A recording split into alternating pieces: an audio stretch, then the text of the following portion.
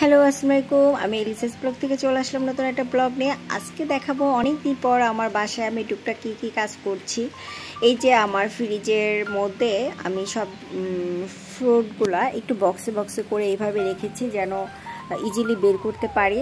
Deep clean করা হয়নি এখনও ফ্রিজটা, আর সব কিছু একটু এলোমেলো হয়ে আছে, সেগুলোকে আমি একটু ঠিক করে দিব। যেহেতু খালা আসবে, ঘর মুছবে, তো তার আগে আমি সব কিছু একটু আর কি ক্লিন করে নিচ্ছি। একটু আর কি ধুলাবালিগুলো যতটুকু পারি আমি পরিষ্কার করে দিচ্ছি, কারণ সব সময় কিন্তু এই কাজটা আমার করা হয় না। যেহেতু বাচ্চাদের নিয়ে অনেক সময় ব্যস্ত থাকি, ক্লান্ত থাকি, তো টুকটাক একটু গুছিয়ে দিচ্ছি যেন গুছানো হয়। এই রুমগুলোতে আমার বাচ্চাদের নিয়ে আসা হয় না, আবরারের পাপা আসে, তো ও এসে আর কি এলোমেলো করে দেয়। তো সব কিছু এই যে গুছিয়ে নিচ্ছি আস্তে আস্তে করে। খালা আর কি সব কিছু ক্লিন করে দিয়ে যাবে। আর খালা চলে যাওয়ার পরে আমি কিন্তু আর ওইভাবে ঘর ঝাড়ু দেওয়া বা এগুলো করা হয় না। আবরার বাবু ইচ্ছা মতো দুষ্টুমি করে। বাসার অবস্থা খুবই ডাস্ট হয়ে থাকে, যদিও প্রতিটা রুমে আমার ডাস্টবিন আছে, তারপরও আমার আবরার বাবু মানে ঘর নোংরা করে। তো এটাই অনেকদিন পরে আসলে বাসায় আমি টুকটাক কী গুছানো কাজ করি ওইভাবে দেখালাম না, বাট আমি ক্লিন করেছি সেটা আপনাদের সাথে শেয়ার করলাম। আর অনেক দিন পরে আমি আমার জানালা দিয়ে বাহিরটা দেখছিলাম আর কি। আর এদিকে আমার বাচ্চারা প্লে করছিল, বৃষ্টি পড়ছিল বাহিরে, ওয়েদারটা খুব ঠান্ডা ঠান্ডা একটা ওয়েদার, খুবই ভালো লাগছিল। আর এই তো, আর আমরা চলে আসলাম কোথায় জানেন? পুরান ঢাকায় হাজি বিরিয়ানি খেতে। অনেক ব্লগে দেখেছি এবং দেখে দেখে আমার জিহ্বাতে পানি চলে এসেছে যে আমাকে তো পুরান ঢাকায় যেতেই হবে।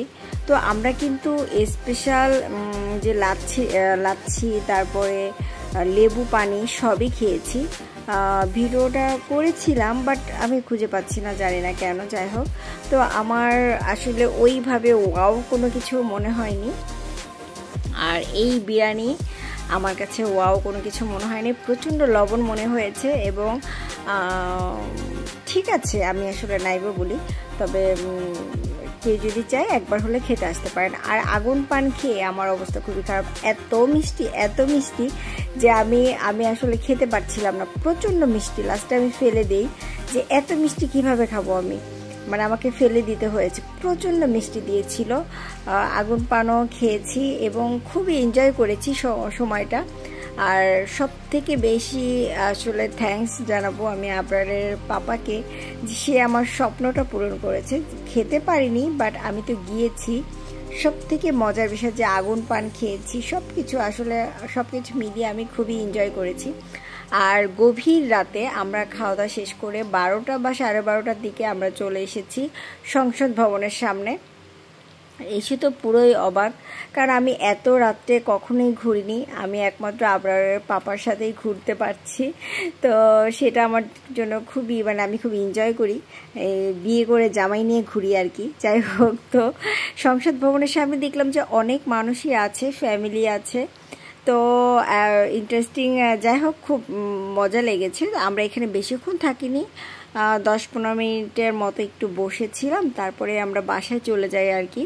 আর দেখতে দেখতে কিন্তু আমরা একদম ভিডিওর শেষ প্রান্তে চলে আসলাম। যদি ভালো লেগে থাকে আমার এই চ্যানেলটিকে সাবস্ক্রাইব করবেন, লাইক দিবেন, কমেন্ট করবেন, প্লিজ প্লিজ প্লিজ আমাকে আপনারা কমেন্ট করে অনেক অনেক ভালোবাসা দিবেন, আর ভুল করলে ক্ষমা করে দিবেন। আল্লাহ হাফেজ।